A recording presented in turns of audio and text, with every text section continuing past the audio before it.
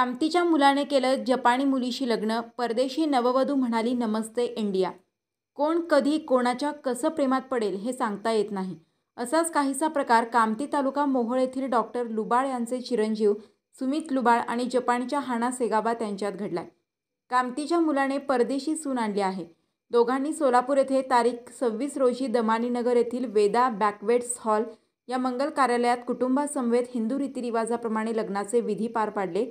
विशेष म्हणजे सुमित व हाना हे दोघेही अमेरिकेत डॉक्टर आहेत. दोघांची भेट एका डेटिंग ॲपवर झाली. त्यानंतर त्यांच्यातील मैत्रीचे रूपांतर पुढे प्रेमात झाले. लग्नासाठी दोघांच्या कुटुंबियांनी सहमती दर्शवली आणि हिंदू रीतिरिवाजानुसार लग्न करण्यासाठी हाना व तिचे कुटुंबीय सोलापूरला आले.